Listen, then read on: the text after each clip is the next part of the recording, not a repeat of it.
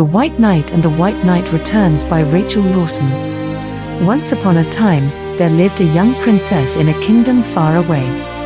She was a sad princess. She felt stifled by her job, but loved her kingdom like life itself. One day, the princess found a secret room in the old part of the castle, her home, where she found an old suit of armor and a secret entrance to the castle. It was a great moment in her life. She put the armor outside and rode her horse out of the front gate and put on the armor, stowed her clothes inside the secret room and rode her white horse into the countryside dressed as a knight. While on the road, she met a man being robbed by a bandit. He was a handsome prince, the victim. He was having trouble. She saved him and took him to her home, where she left him. She rode back to the secret entrance, changed back and rode home via the front gate. She met the prince again. He was with her father, the king. "Hello, Isabel," said her father to her. "Hello father, who is your guest?" the princess replied. "He is Prince Justin, came to see you," said her father. "Came to see me, why?" asked Isabel. "My father wants me to marry. He's got me on a tour of all the local kingdom to look for a princess," said Prince Justin.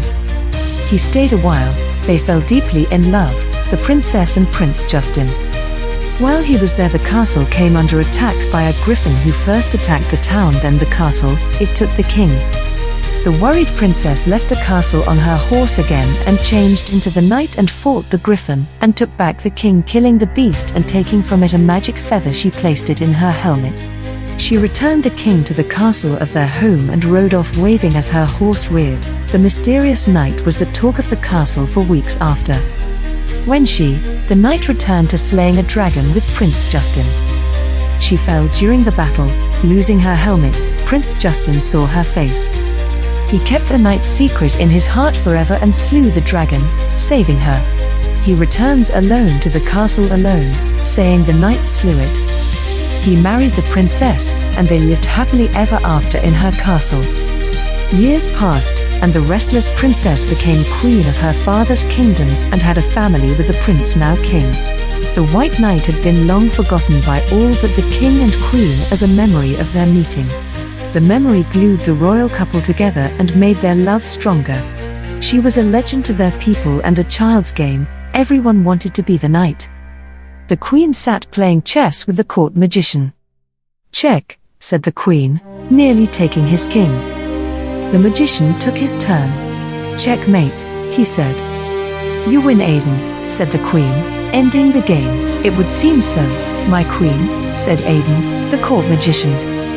Her daughter little Ellie ran up to her for a hug, which she got happily. "Mummy, why did he take Daddy?" Ellie asked. "He didn't take your daddy," said the queen. "Cute," said Aiden, seeing the ignorance of a child as cuteness. "We were only playing a game. In the game chess you have to take the other person's king," the mother said, smiling, trying to calm her daughter.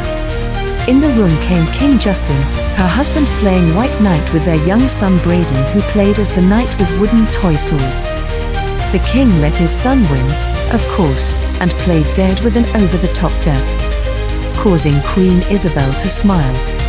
Little Ellie cried, thinking her daddy was dead. "Daddy's not dead," said the queen.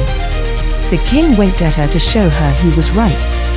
He smiled, got up and messed up his son's hair. "Daddy's alive again," sang Ellie, hugging him. The king laughed, picked her up and swirled her around. She was happy. Dad was only playing dead, Braden, who was a little older and less innocent. The king smiled. "My king, the dark wizard's griffin has taken the town and has defeated the soldiers that you sent to kill it," said Aiden. "All of them?" asked the king with an air of concern. "All but one drummer boy who reported the defeat to me," said Aiden, who was also in charge of the king's army. Later, while the queen was visiting a sick courtier, the griffin attacked and took her family, leaving her alone. As she was a woman, Aiden took control. He sent her personal guard to save the royal family and told her to stay in the castle where she was safe. Her guard troop was defeated. The royal family was left for dead.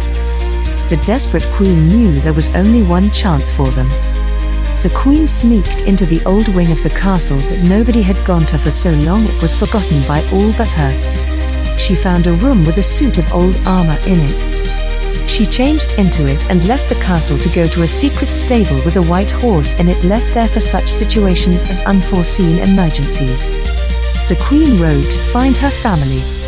She knew the griffin would know where they were, so she hunted it.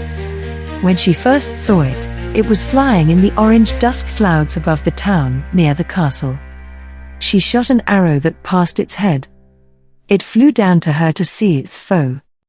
"Who are you, Sir Knight?" asked the startled griffin. "I am the White Knight," said the queen. "No, you were the White Knight," said the griffin, attacking her. "Where is the royal family?" demanded the knight, defending herself. "You are a good fighter. I'll look forward to defeating you," boasted the griffin, admiring her defensive skills. In the battle that followed, the helmet was knocked off moments before she was going to be killed by the beast. A voice called out to the griffin, "Let her go, Graham. She's the queen," shouted the dark wizard, his master. The beast let her go. "Take her to her family, Graham," the wizard called. She was picked up and taken to her family.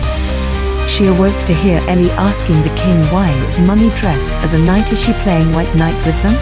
asked Ellie, confused. She didn't know her mother was the White Knight.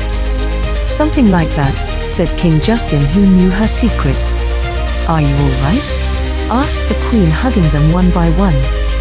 "Yes," said the king, who kissed her. "Where is the wizard who is holding us?" asked the queen.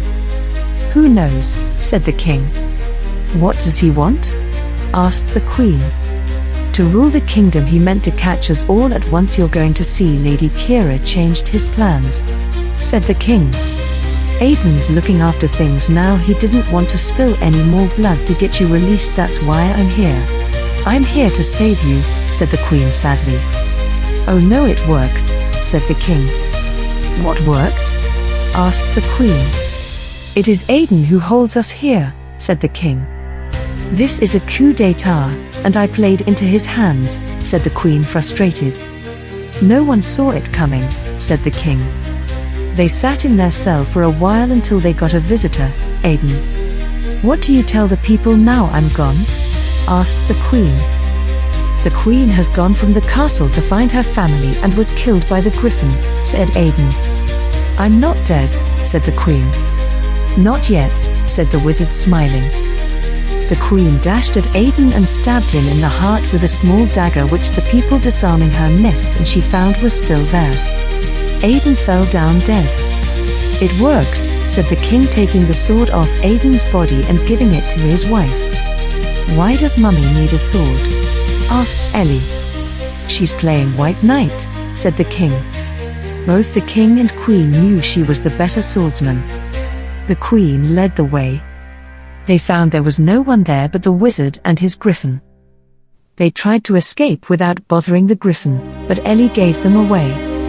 "Mummy, what is that birdie?" Ellie said, seeing the griffin. The griffin heard her. It screeched and flew in their way. "Graham, your master is dead," said the queen, walking towards it. "You don't have to do his will anymore." The griffin paused for a moment and spoke.